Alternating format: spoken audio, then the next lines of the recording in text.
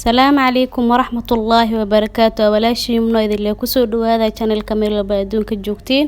Maanta waxaan rabaa inaan sameysano bur saliid. Meeshan waxaa inooga diyaarsan 3 koob oo bur ah, caano koob ah, buuro koob ah, sokor koob ah, 3 xabo oo ukun ah iyo vanilla baking powder ayaa nooga diyaarsan. Ukunta iyo sokorta ayaa hadda isku soo garaacanayna isku soo darsanay maasha Allah. Boorada ayaan ku soo darsanay. Boorada waa 1 koob oo buuxdo waayo maasha Allah. Boorada waa ka maaramtaa dad saliid isticmaalaysa saliid waa isticmaali kartaa. Maasha Allah waxaa ku soo darsaday qaado oo vanilla ah. Vanilla waa ka maarmi kartaa laazim maahan. Baking powder ayaan ku soo darsaday koobka caani ayaan ku soo darsaday. Intaan ayaa si fiican isku soo garaacanayna si fiican ayaa ku rageynaysaa.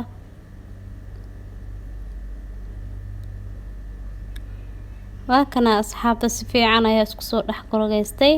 Hadda waxaan ku soo darsanayaa wax yar oo heel ah, heel shiidan ayaan ku soo darsaday. Bacdeen asxaabta si fiican ayaa u soo garaacay. Halkii waxaad ku dartid bohoriyad garaacane ama waxaad sameyn kartaa kullina hal mar isku gadisid. Intaan ayaan rabaa inaan si fiican u soo korogeeyo say sokorta si fiican ugu dhalaasho. Maasha Allah asxaabta cabaar ayaan garaacay sokorta si fiican intee u dhalaashay ayaa la rabaa. Sokorta markay ku soo dhalaashay si fiican isku soo dhaxgelisid. Hadda burki ayaan kaskis ugu soo darsanaa.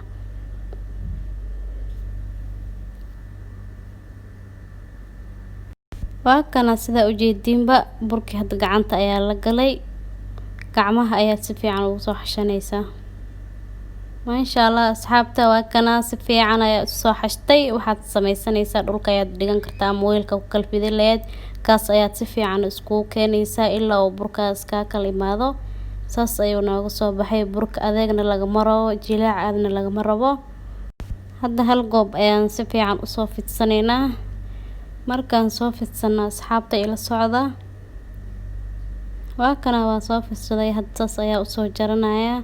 2 qayb ayaa jirto aad u jaran karto labadaba waa idin tusaya kan kii koowaad waa qaybta ugu horeysa ayaan tusaya hadda.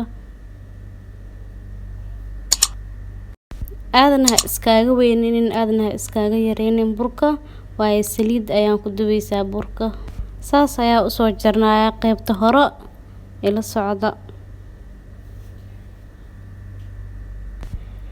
waan soo jarjartay kulli saas ayaan ka soo wada dhigtay. hadda waxaa sameynaynaa saxan ayaad soo qaadanaysaa saxanka ayaad kor ka saaranaysaa.